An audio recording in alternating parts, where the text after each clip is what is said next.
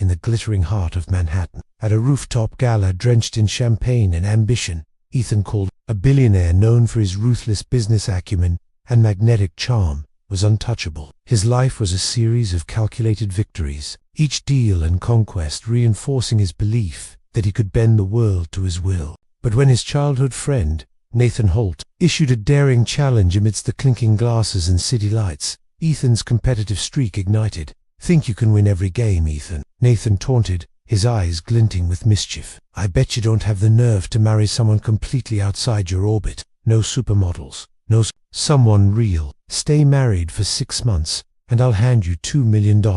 Ethan, whose romantic life was a parade of polished, predictable women, smirked. "And if I win, Nathan, you'll owe me more than money or pride." The stakes were set, and Ethan, fueled by the thrill of competition, agreed without a second thought. The woman Nathan chose was Ava Sterling, a fiercely independent artist with a sharp wit and an unapologetic spirit. Unlike the women Ethan typically pursued, Ava was uninterested in wealth or status. Her world was one of vibrant canvases, late-night poetry, and a quiet strength that radiated from her unaffected demeanor. When Ethan first met her at an upscale restaurant, her entrance was unassuming yet commanding. Her auburn hair caught the candlelight, and her eyes piercing and unafraid locked onto his with a challenge. "You're Ethan Caldwell," Ava said, her voice steady as she slid into the seat across from him. "And I know about the bet." Ethan raised an eyebrow, intrigued by her directness. "Yet you're here.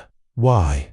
Ava leaned forward, her gaze unflinching. "I have my reasons. But let's be clear, this isn't a game I'm playing for your amusement. 6 months, no strings, no control. I'm not one of your acquisitions." Her words sparked something in Athena, mix of irritation and fascination. He was used to bending people to his will, but Ava was a puzzle he couldn't immediately solve. Their second meeting, at a cozy Brooklyn cafe she chose, only deepened the enigma. Over steaming mugs of coffee, Ava laid out her terms. She wanted freedom, not his fortune. "I'm not here to be dazzled by your penthouses or private jets," she said, her voice laced with defiance. "I'm here for me, not you." Ethan, ever the strategist, saw the marriage as a means to an end, a way to win Nathan's bet and prove his dominance. The wedding was a stark, perfunctory affair, more like signing a merger than a union of hearts. Afterward, Ethan whisked Ava to his sprawling penthouse, a glass and steel fortress overlooking the city. He expected her to be swayed by the opulence, to soften under the weight of his wealth. But Ava stood by the floor-to-ceiling windows,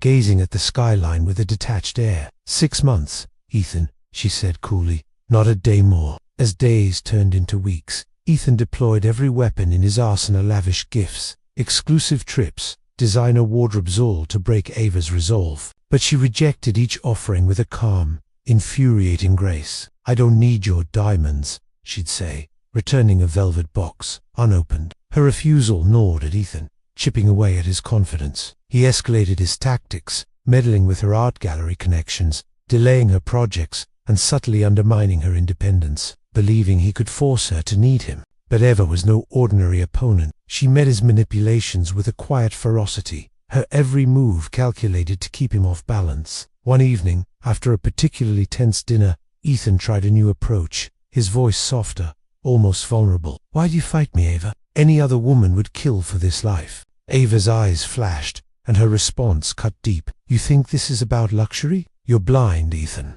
You're so busy chasing control, you don't see the wreckage you've left behind. I'm not here for your money, I'm here for justice." The air grew heavy as Ava's words hung between them. Ethan, unsettled, pressed her further, but nothing prepared him for the truth she unleashed. "Sterling isn't just a name, Ethan," she said, her voice trembling with restrained fury. "It was my father's name. His company Sterling Creations was a small dream, a family legacy. You crushed it in a hostile takeover, left him with nothing. He died of a heart attack months later, broken by your greed." Ethan's world tilted. Memories of past deals flickered through his mind, faceless companies he'd dismantled in his climb to the top. Sterling Creations was just another footnote in his empire, but to Ava, it was everything. "I married you to make you feel what I felt," she continued, her voice steady now, powerless, betrayed. "I wanted you to know the cost of your victories." Her revelation was a blade, slicing through Ethan's carefully constructed facade. He tried to speak, to apologize, but Ava's gaze silenced him. "You didn't just take a company, Ethan. You took my family, and now I'm here to make sure you never forget." From that moment, Ava's revenge became a slow, deliberate unraveling of Ethan's life. She didn't need to shout or scheme overtly. Her indifference was her weapon. At home, she treated him like a ghost, her silence more punishing than any argument. At work, his deals began to falter, his reputation frayed at the edges, and he knew Ava was behind it, pulling strings with a precision that mirrored his own past ruthlessness. Ethan, once the master of control, found himself unraveling. Ava wasn't just a challenge, she was his reckoning. And as the 6-month mark loomed, he realized the bet was no longer about money or pride. It was about confronting the man he'd become and whether he could ever claw his way back from the ruin he'd caused. Her words stung,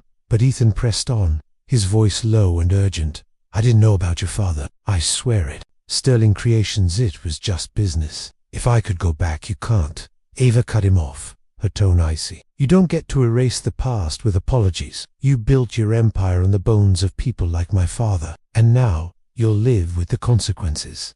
The next morning, Ethan woke to find Ava gone. Her absence was deafening, the mansion's opulence mocking him in its silence. But she hadn't left for good, not yet. Instead, she'd orchestrated a final, devastating blow. That day, news broke of a whistleblower exposing shady practices in Ethan's flagship company. Documents leaked to the press detailed hostile takeovers, coerced deals, and buried complaints many tied to Sterling Creations. The media frenzy was relentless, and Ethan's carefully curated reputation began to collapse. He knew Ava was behind it. She didn't need to be in the room to destroy him. Her network of allies, artists, journalists, former employees he'd wronged did the work for her. Each revelation chipped away at his legacy, leaving him exposed as the man who'd prioritized power over humanity. Board members distanced themselves, investors pulled out, and his once loyal allies turned their backs. Ethan was no longer the untouchable titan. He was a pariah. On the final day of their 6-month bet,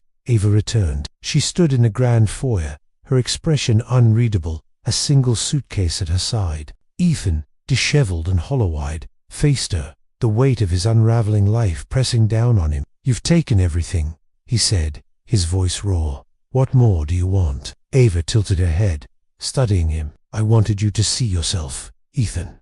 Not the myth you built, but the truth. The man who thought he could buy loyalty, love, forgiveness.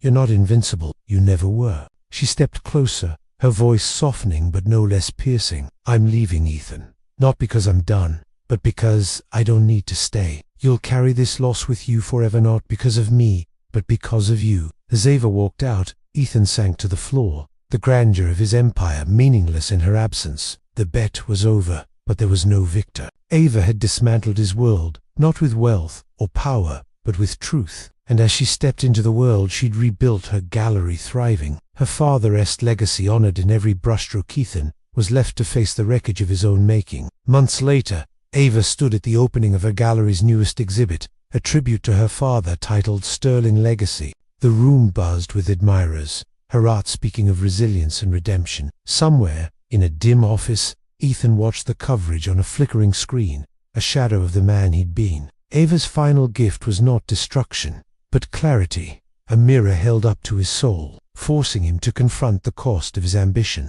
And for the first time, he wondered if redemption was possible or if he was too far gone to find it.